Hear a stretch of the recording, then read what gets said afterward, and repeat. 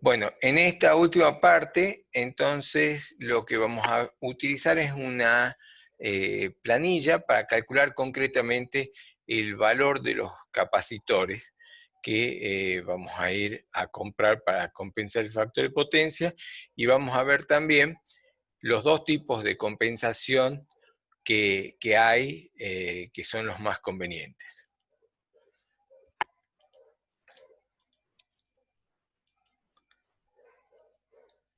Bien. Vamos a comenzar con mi propia factura de electricidad. Esta es mi factura, no se rían, pero esta es la de mi casa. Entonces, vemos acá claramente cómo factura EDESA, que obviamente lo tiene que hacer de acuerdo a la normativa. Entonces, ¿qué vemos? Ustedes también deberían ver las facturas de sus propias casas, para conocerlas. Vemos que tengo una tarifa 1, residencial 2, estoy en el tramo 2, ¿por qué? Porque la potencia que estoy consumiendo desde la lectura anterior a esta es 259 y la normativa hablaba de 192, entre 192 y 500, entonces como me estoy pasando, estoy en 259, estoy en el tramo 2. Eso es lo primero que estoy viendo. Lo segundo que estoy viendo es que tengo un medidor marca Schlumberger, lo cual me da una cierta ventaja y una cierta desventaja. También es importante ver esto también es importante porque ellos, si uno consume menos energía que el mismo periodo del año anterior, teóricamente nos hacen un pequeño descuento, ¿sí? En cambio, si uno consume más que el mismo periodo en el año anterior, nos hacen un recargo. Así que es importante ver eso. Hace unos años hubo un mes de abril en Salta en general es un mes caluroso. O sea, no es que hace un frío para prender calentadores, pero recuerdo que en el año 2016, que se armó tanto el lío, porque vino el aumento de tarifa, pero a su vez tuvimos un mes de abril brutalmente frío, todo el mundo prendió los calefactores y todo el mundo tuvo recargo, incluso se pasó de tarifa e incluso tuvo recargo. Entonces por eso se armó semejante lío en el mes de abril del 2016, porque no solo que había aumento de la tarifa un 400%, sino que la mayoría de la gente se pasó de tarifa y encima le aplicaron la penalización por aumentar el consumo. Después lo otro que hay que tener en cuenta es que ellos no te cobran el mes, te cobran, por ejemplo, 10 días de un mes, ¿sí? Y 19 días del otro mes. Entonces vemos que tenemos tarifas diferentes según el mes. Este es el cargo fijo para un mes y este es el cargo fijo para el otro mes. Pero computado, o sea, haciendo una regla de 3 simple, para 19 días con esta tarifa el cargo fijo y 10 días con esta tarifa. Entonces por eso aparece este punto y aparece este punto, y después vienen las partes de las energías activas. Entonces me cobran a 439 un pedazo y a 427 otro pedazo. Uno 89 kilovatios y el otro 170 kilovatios hora, que entre los dos suman los 259 que estoy pagando. No sé si hay alguna duda. Entonces, EDESA me está cobrando esto, los 1.561 pesos esto. ¿Por qué? Porque a la suma de todo esto le estamos aumentando nuestro querido, bueno, no tan querido, IVA. Entonces, ahí tengo un montón de cargos en donde me están dando el total de mi factura, ¿no? Aparte, en las facturas sabemos que viene agua del norte, viene la incidencia del alumbrado público. Fíjense que a mí me están cobrando el alumbrado público, observen la pequeña tarifa, ¿no? A 6,73, o sea, más caro, imposible. O sea, creo que en esta zona que vivo yo se debe pagar uno de los alumbrados públicos más caros de la ciudad. Pero bueno, por lo menos tengo una luz en la puerta de mi casa y siempre anda, casi siempre. Bueno, entonces lo que vemos es que yo tengo acá un consumo de 259, ¿sí? Y la tarifa que voy a tomar, voy a anotar 259, y la tarifa que voy a tomar es la tarifa de 4.2763. A ver, lo voy a anotar porque después lo voy a necesitar para mi planillita, que voy a tomar que mi consumo es de 259 kilowatts hora por mes. Y que la tarifa que vamos a tomar de referencia son 4,2763 pesos por kilowatt hora. Eso lo saco de mi tarifa. Hago una pregunta y se la voy a hacer a cualquiera. A Pasa. Primero. Estos 259 que aparecen acá, ¿son energía activa o energía reactiva? Activa. Activa. Como vemos, EDESA no cobra la energía reactiva. Ahora, le hago la pregunta, ya que está Jauregui, ¿puedo yo medir la energía reactiva, ahora irme a algún lado y medir la energía reactiva?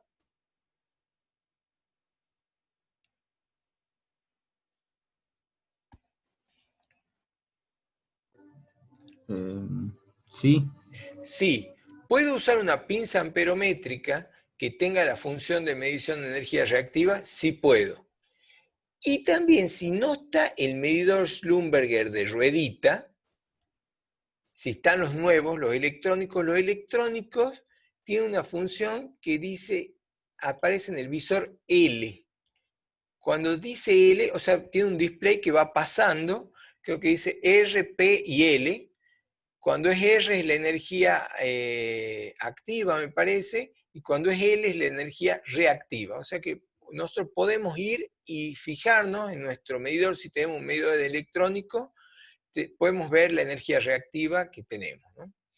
En general, va a ser más lógico que la gente que tiene medidores electrónicos, EDESA los esté apurando un poco más, porque el tipo que viene a tomar la medición ya sabe cuál es la energía reactiva, si no la tienen que medir ellos. Bueno. A mí se me cobra la energía reactiva, profe. ¿Sí? ¿Y tiene medidor electrónico? Y debe ser que sí, no sé. Sí, seguro. Y bueno, tenés que compensarla. Yo, ¿por qué les hago hacer todo este cálculo? Para que vean que si una empresa paga 200.000 pesos por su energía y por su energía reactiva paga 60 y el capacitor cuesta 10.000 pesos, que ustedes le cobren 25.000 pesos por ponerle el capacitor, lo mismo la empresa esa va a ahorrar energía. O sea, con lo que se ahorra en el mes siguiente va a estar pagando todo el servicio que ustedes le hagan. ¿Me entienden? A eso voy. O sea, quiero decir que si uno hace un trabajo a una empresa que tiene mucho factor de potencia y está pagando, se paga solo el trabajo. Bueno, yo acá les he puesto una planillita. Entonces, en esta planillita vamos a hacer algunos calculitos. Fíjense, lo primero que pide es cuántos son los pesos por kilowatt hora. Dijimos 4.27. 4,27. 4,2763. ¿Sí? Bien, ¿cuánto es el coseno phi que tenemos? Bueno, supongamos que yo tenga el coseno phi que tiene este negocio, 0,77. ¿Sí? Bueno, esta planillita automáticamente le está calculando cuánto es la tangente de phi. Vemos que la tangente de phi es 0,829. Y acá me dice, automáticamente ya me dice cuál es la tarifa que me van a estar cobrando. Como estoy en el 77%, es un 10% de energía. Me está diciendo, perdón, acá debo tener me falta ¿cuánto es la potencia activa? Bueno, yo tengo 256 kilowatts, ¿sí? Y la tarifa que tengo,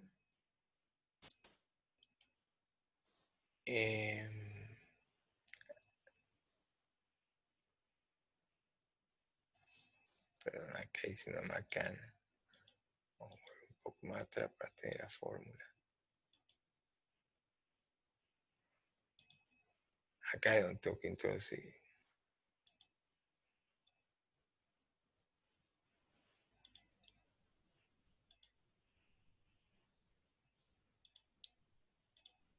Acá tengo, entonces 259.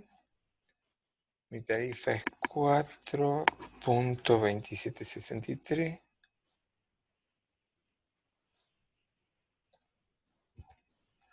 Ahí está. Por kilovatio hora, coseno phi, la tangente de phi. Acá vamos a poner 0,77.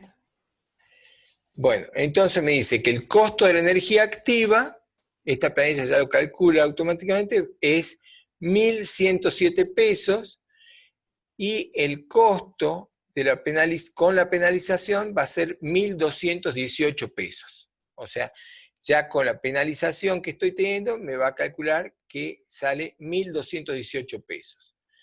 Con lo cual, yo querría irme a un coseno phi que no sea 0,77, que sea, por ejemplo, 0,95. Entonces, yo le pongo acá los 0,95, vamos a poner 0,90.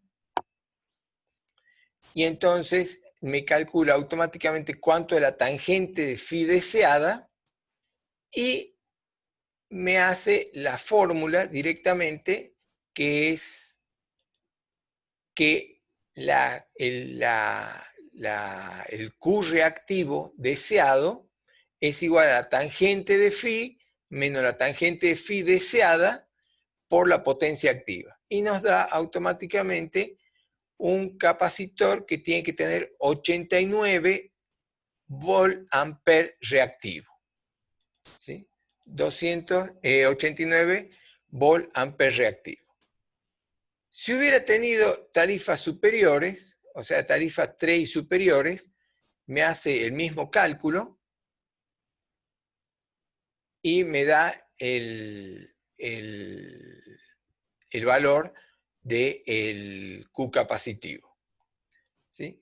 Entonces, básicamente todo esto es para calcular el Q reactivo deseado, que es la tangente de phi actual menos la tangente de phi deseada multiplicado por la potencia activa que tengo. Entonces yo acá tengo esta calculadora que les va a permitir justamente hacer los problemas.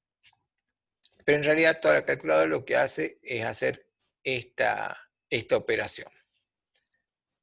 Entonces, una vez que yo tengo calculado el Q reactivo, me voy a mi casa de electricidad y le digo al empleado que me atiende, mire, tengo que comprar un capacitor para la compensación del factor de potencia.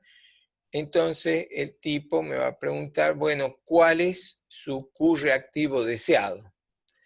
Entonces yo le voy a decir, y bueno, yo tengo 82, ¿cuánto me daba? 82.175, 89.175.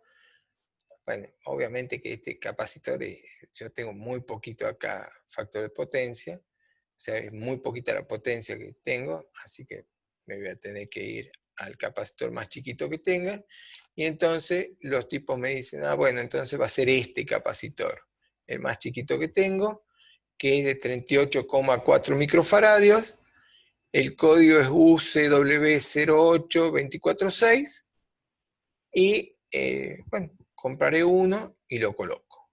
O sea que lo que me van a pedir ellos es cuántos son los kilovolt ampere reactivo, que es la forma de medir la potencia reactiva de compensación deseada. Hay otras tablas, los tipos lo que tienen son estas tablas de capacitores. Yo les voy a poner en el modo otras tablas. Igualmente, les voy a poner otra tablita, a ver si la encuentro. Otra tablita que, si no quieren hacerlo,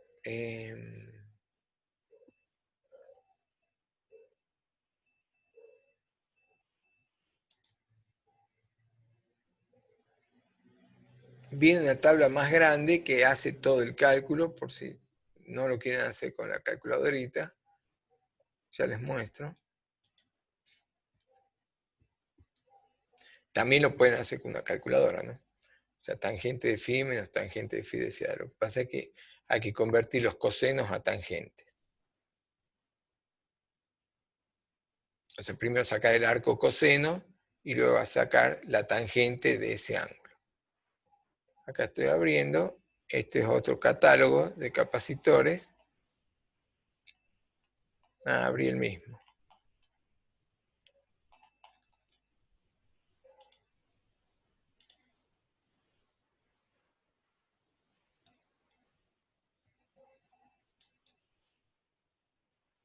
Voy a abrir este de Siemens.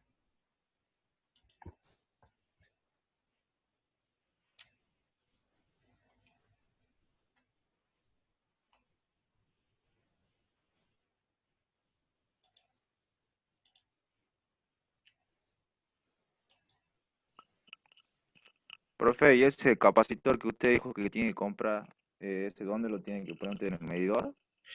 Bueno, ahora vamos a hablar justamente de eso. Ahora justamente vamos a hablar de ese temita.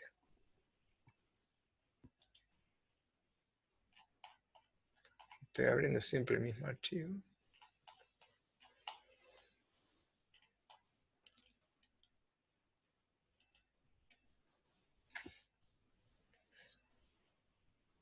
Bueno, después le voy a pasar una tablita, bien, que también es para esto justamente. A ver si está acá.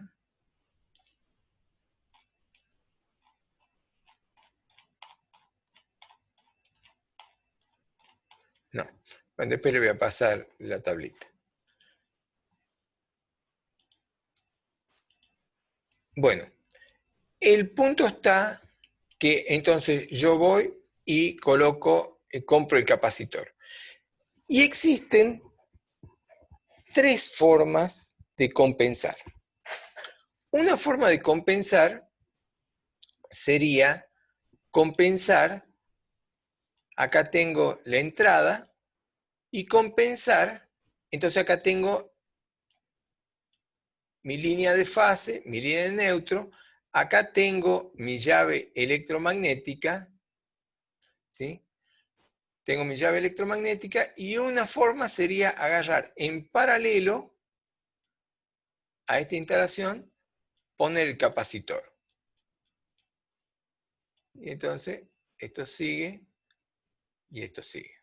Esto sería una compensación. Entonces tengo el tablero acá y en el propio tablero puedo poner este capacitor. Y entonces estoy haciendo una compensación que se llama compensación general. ¿Cuál es el problema de la compensación general? Bueno, que si yo tengo, acá tengo mi motor, ¿sí? O mis motores, y yo estoy haciendo la compensación general, Mi compensación yo la estoy haciendo de acá, aguas arriba. Pero en esta zona, yo tengo un factor de potencia alto. O sea, estoy compensando de acá para arriba, hacia la distribuidora. Pero en este lugar tengo un factor de potencia alto, lo cual me hace que estos cables estén recalentados por factor de potencia y yo necesite poner cables más gruesos. Ustedes imagínense que una cosa es una compensación general en una casa por un solo motor y otra cosa es que tenga un, qué sé yo, un taller que estén permanentemente los motores prendidos, entonces todo este tramo va a estar sin compensar, ¿sí? Pero es una compensación más bien barata. Esto es la compensación general. Después tengo una compensación en donde tengo el tablero principal y tengo los tableros seccionales. Entonces, yo puedo compensar en cada uno de los tableros. Entonces, a cada tablero le pongo su capacitor para que, para compensar parcialmente por sectores, porque yo puedo tener acá la zona del taller en este tablero y por ejemplo acá tengo las oficinas y las oficinas capaz que tengo un factor de potencia bajo, entonces ¿para qué voy a compensar? Tengan en cuenta que la cantidad de capacitores que voy a poner, o sea, la capacidad que voy a poner, me incrementa el precio y el capacitor está en relación directa con la potencia activa. Entonces, si acá yo no tengo factor de potencia alto, ¿para qué voy a compensar acá arriba? ¿Y para qué voy a compensar acá? Entonces, si mi consumo de factor de potencia está en esta zona, me conviene ponerlo en el tablero seccional. Esto es una compensación por sectores. Después vamos a hablar de otro tema más. Y la última es, yo tengo un grupo de máquinas que me producen un alto factor de potencia. Entonces yo tengo motores, motores, motores. Entonces en vez de compensar en el tablero, compenso en el motor directamente. O sea, pongo un capacitor en el motor directamente. Entonces, acá si bien puede ser un poco más caro, es mucho más eficiente esta compensación. O sea, compensación que se llama individual. Entonces, compenso por motor. Entonces, en ese caso, yo tengo que cada motor, cuando es encendido ese motor, adquiere su compensación. ¿Por qué esto? Porque si yo compenso en el tablero principal o en tableros secundarios, yo en este caso no puedo agarrar y ponerlo directamente en paralelo al capacitor. Yo tengo necesariamente que al capacitor ponerlo con un interruptor termomagnético, ¿sí? Tengo que poner el capacitor con un interruptor termomagnético para accionar el capacitor cuando lo necesito. ¿Por qué? Porque si no puedo estar metiendo una sobrecompensación cuando no hay factor de potencia. Y entonces estoy teniendo un incremento de la corriente e incremento del consumo, no por corriente inductiva, sino por corriente capacitiva. Entonces, por ejemplo, cuando yo apago todo, o sea, apago los motores, no estoy funcionando, si yo tengo una compensación en el tablero, estoy metiendo un consumo de corriente totalmente innecesario que lo voy a pagar. O sea, lo voy a pagar a ese consumo de corriente. O sea, estoy teniendo una carga que me está consumiendo corriente totalmente en forma innecesaria. Entonces yo cuando apago todas las luces, tengo que apagar también el capacitor. Tanto una compensación general como una compensación individual. Después hay otra forma, y es que Profe, yo... ¿puedes repetir ese último? Sí, que si yo pongo el capacitor así directamente en paralelo, sin una llave termomagnética, entonces cuando yo apago todo, el capacitor me queda conectado. Y ese capacitor es una carga que me está consumiendo. O sea, voy a tener un consumo adicional de corriente reactiva por el capacitor que no tiene ninguna razón de ser. Entonces yo debería, cuando apago todas las luces, cuando apago todo, cuando me voy del negocio, cuando me voy de la industria, tengo que apagar también el capacitor de compensación del factor de potencia. ¿Qué quiere decir? Que el factor de potencia, el capacitor no tiene que estar conectado en forma permanente, tiene que tener una llave de actuación. Profe, puede ser Sí, que por eso los aires tienen la llave, le claro, ponen la llave por aparte. supuesto, por supuesto. A tal punto esto es importante, ya nos estamos quedando sin tiempo, a tal punto esto es importante que vienen sistemas especiales de compensación automática, o sea que son sistemas que van viendo todo el tiempo ¿cómo se llama? El, el factor de potencia que hay y usan contactores para automatizar justamente la actuación del capacitor de compensación del factor de potencia. Entonces, uno de los temas, cuando ya tengo la cosa más complicada, cuando tengo ya mucha potencia y yo tengo que hacer actuar los capacitores solamente cuando hace falta, entonces en ese caso ya pongo un tablero así como este, que tiene unos contactores que van a hacer actuar a los capacitores de compensación del factor de potencia solamente cuando tengo una necesidad porque se está midiendo permanentemente la energía reactiva. Entonces van poniendo en paralelo capacitores cuando va aumentando la energía reactiva que tengo. Entonces hay tableros que se venden como este, que son específicos de compensación automática del factor de potencia. Por eso quiero decir que en la compensación del factor de potencia hay tres cosas importantes. Primero, ¿hay que compensar? Sí hay que compensar. En un tablero, cuando compenso, no tengo que ponerlo simplemente en paralelo con la línea, sino que tengo que ponerlo con una llave termomagnética, de forma tal que actúe el capacitor cuando actúa el elemento inductivo.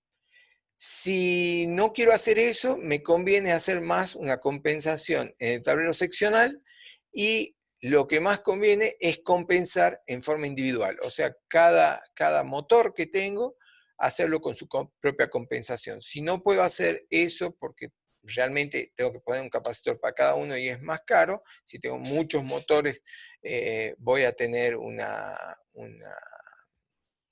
cantidad de capacitores altas, voy a tener un costo medio elevado, pero actúa esa compensación únicamente cuando se prende el motor. Y si yo tengo sectores diferentes, algunos con generación de alto factor de potencia y otros con bajo factor de potencia, compenso solamente el tablero que tiene alto factor de potencia y no el otro. Bueno, con esto un poco que terminamos el tema de compensación de factor de potencia. No sé si hay más preguntas. Profe, y si sacando el tema de los costos, ¿qué le causaría al tendido eléctrico? Usted dice que aumenta la corriente, ¿que no? Sí.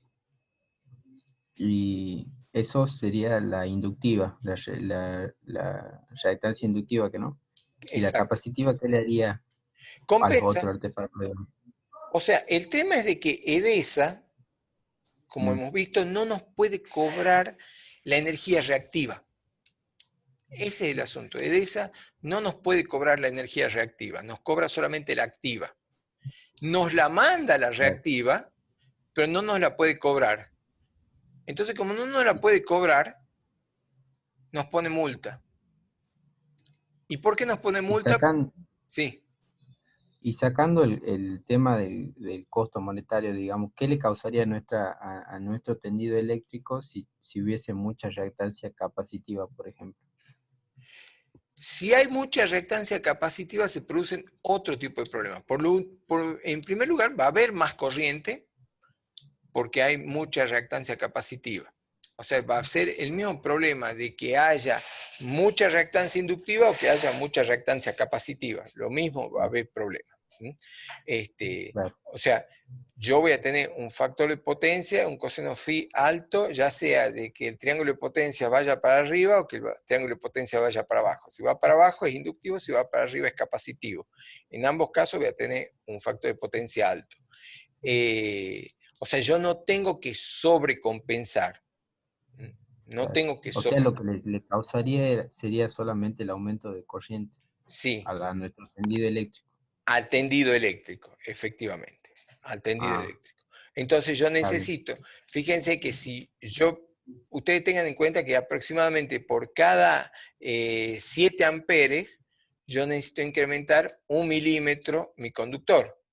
¿Sí? Entonces, si yo tengo un sobreconsumo, voy a tener la necesidad de un conductor mayor. Pero como el conductor mayor no se lo van a cambiar porque eventualmente un cliente esté sobreconsumiendo, ese conductor finalmente se va a terminar deteriorando, ¿sí? Porque tiene un sobrecalentamiento. Entonces, la compañía distribuidora le exige al cliente que no le caliente los cables, por decirlo de una forma más amable. ¿Ah? Entonces se lo exige.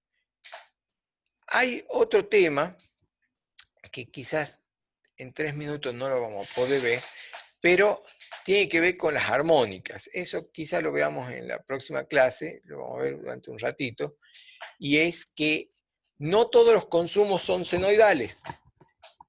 De hecho, la mayoría de los consumos actualmente no son senoidales. Entonces, si nosotros tenemos un consumo cuadrado, o rectangular, o triangular, yo tengo una cantidad de armónicas, que eso lo vamos a ver en otra clase, una cantidad de armónicas que yo solamente puedo cobrar las de 50 Hz. No puedo cobrar las armónicas, por ejemplo, de 150 Hz, o la armónica de la quinta sería de 2500 Hz. De 250 Hz. No los puedo cobrar. Entonces, yo en realidad puedo tener un coseno phi que sea bueno, pero que el factor de potencia sea malo. ¿Qué quiere decir? Que yo puedo cobrar solamente una parte de la energía que consumo. ¿Por qué? Porque cobro solamente la frecuencia fundamental, pero yo entrego todas las frecuencias que componen una onda triangular o rectangular o trapezoidal. Entonces, eso lo vamos a ver, que es una de las problemáticas actuales que hay, que no están del todo resueltas y que hace que el factor de potencia, que yo siempre lo defino como la eficiencia del consumo de energía, o sea, la energía que consumo útil dividido la energía que me entrega la distribuidora, eso es la eficiencia de consumo. Si el factor de potencia es malo, ya sea por cantidad de armónicas o ya sea por coseno phi, en ambos casos voy a tener una baja eficiencia en el consumo y por lo tanto voy a estar ocasionando pérdidas, ¿no? Y sobrecalentamiento, etc. O sea, ya vamos a ver que la problemática actual es que hay una diferencia entre el factor de potencia y el coseno phi. Uno puede tener un buen coseno phi y un bajo factor de potencia, o al revés, ¿no? Que está dado por el tipo de consumo actual que hay, que no es senoidal.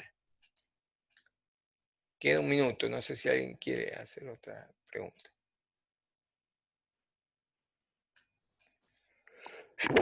Perdón. Bueno, van a tener un ejercicio práctico de esto en Edmodo para resolver hasta el domingo.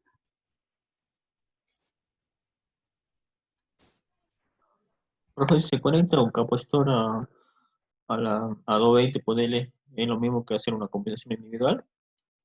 Y eso es, justamente, el capacitor es a 220. En esto estamos hablando todo el tiempo de 220, ¿no?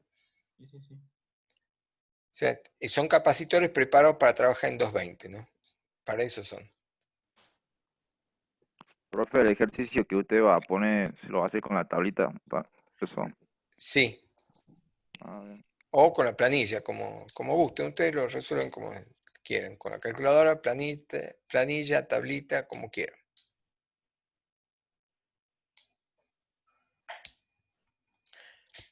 Bueno, si no hay más, terminamos acá. Nos vemos en la próxima clase. Hasta luego, profe, que tenga un buen Chao, día. hasta luego. Igualmente. Hasta luego. Hasta luego, profe.